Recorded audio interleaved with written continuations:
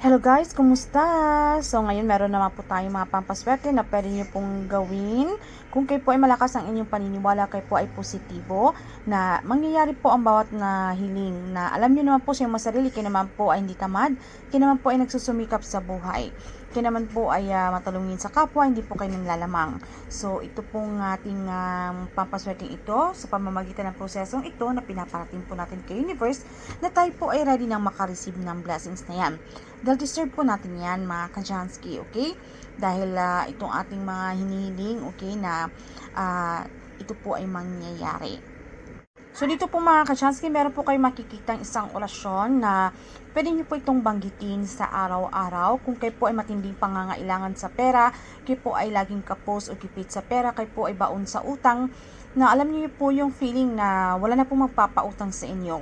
Kahit alam niyo naman po sa inyong sarili na hindi naman po talaga kayo palautang, pero talagang matindi lamang po ang ating pangangailangan, kasunod-sunod po ang ating mga problema, okay, yung ating sahod ay hindi na po sapat, okay? So, pag meron talagang magkakasakit, di ba? So, kung alam niyo naman po na feeling niyo po, deserve niyo po ang mga bagay na yan, na tila kayo lamang po ay kinakapitan ng mga kamalasan na yan, na sunod-sunod po ang mga problema dumarating sa inyo, marami pong mga negative energy sa paligid.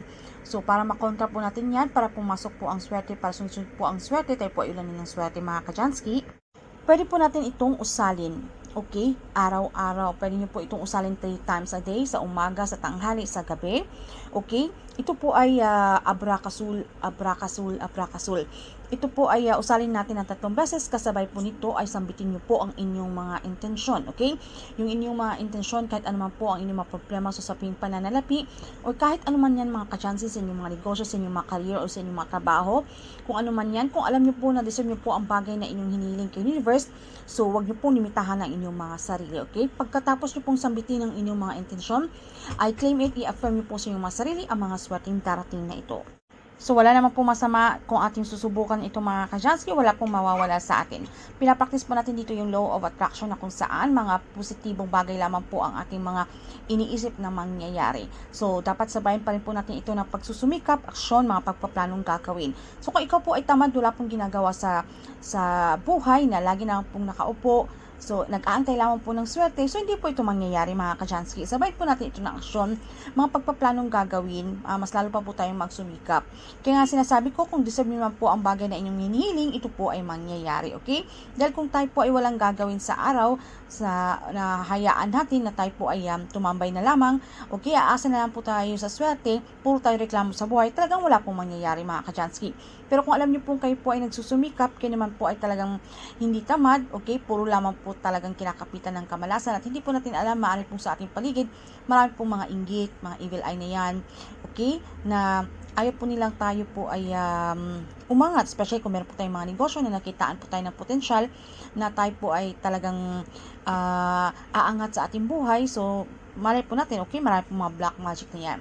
So, marami pong mga dahilan mga Kajansky po para makontra po yung mga kamalasan niyan. Marami po tayong mga simpleng paraan. Isa na nga rito yung ating orasyon na ito na pwede nyo pong sambitin, para po tayo ay mas lalo pang makatawag ng swerte, mga positive energy o chi energy na pumasok po sa ating tahanan o sa ating pamumuhay, okay? So, wala pong problema yan, kahit araw-arawin niyo po yan mga Kajansky, sa umaga, sa tanghali, sa gabi, bago po kayo matulog, okay? Pwede niyo po itong sambitin sa pamamagitan ng inyong isipan, at of course, yung wala pong makakita at makakalam sa inyong mga ginagawa, para hindi po ito mawala ng bisa.